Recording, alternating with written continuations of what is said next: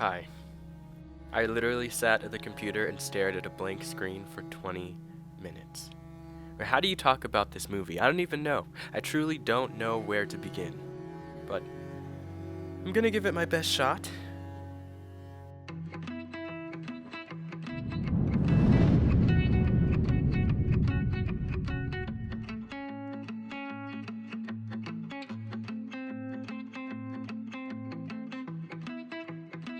Joker was an extreme thrill ride. I saw it with two of my friends, and after it, none of us talked. The only thing I remember from the peripherals of that night was my friend saying, "I have never seen Joker done like that before." That one thought played in my head over and over. There have been some behemoth actors who have touched the role of the infamous villain. It seems like the crowning jewel of an actor's career. If you've been trusted with the role of the Joker, you're pretty much untouchable. Not only does the role catapult actors into the spotlight, it also seems to call for a lot of physical wear and tear.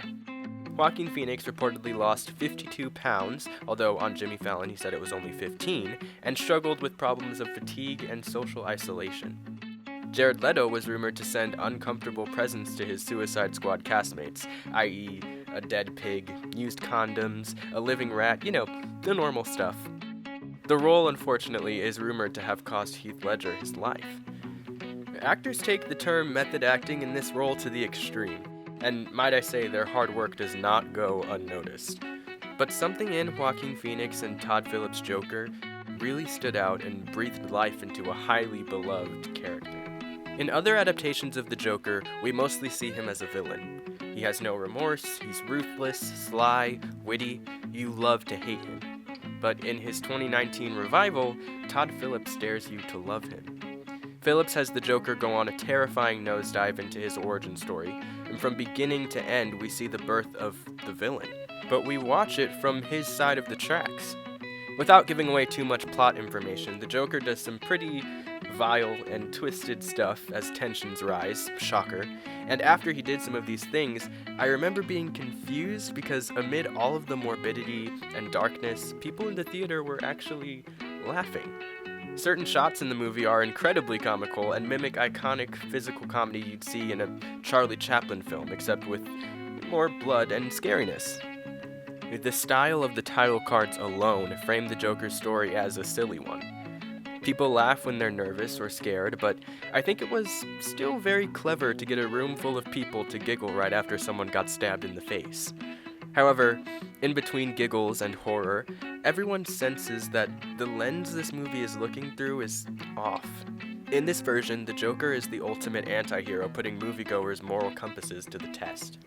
Google defines an anti-hero as a central character in a story, movie, or drama who lacks conventional heroic attributes.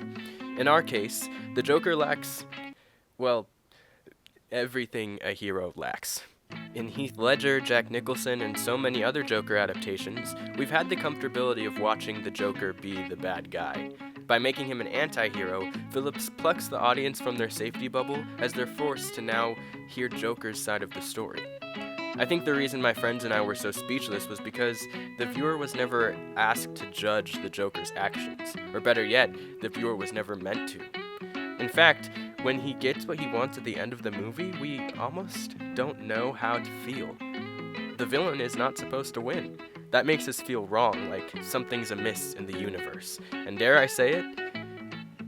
I think I liked it, which is wrong, but that's why the movie works. It challenges the viewer, it generates conversation, or if you're me and my friends, speechlessness. So when you ask me what makes Joaquin Phoenix's Joker different from all the other guys, it's the first time we've been asked to side with the Joker. Or rather, it's the first time we've been forced not to judge the Joker, not to label him as a villain. And I gotta admit, it's kinda genius. Speaking of genius, you know what would be super genius of you? If you subscribed. That'd be really genius. So maybe you should do that. Keep an eye out for an extension to this video where me and a friend of mine are going to talk about specific plot points in the movie and get a little deeper into spoilers and theories and what we actually think was going on. But for now, go see Joker, have a good time, and see ya.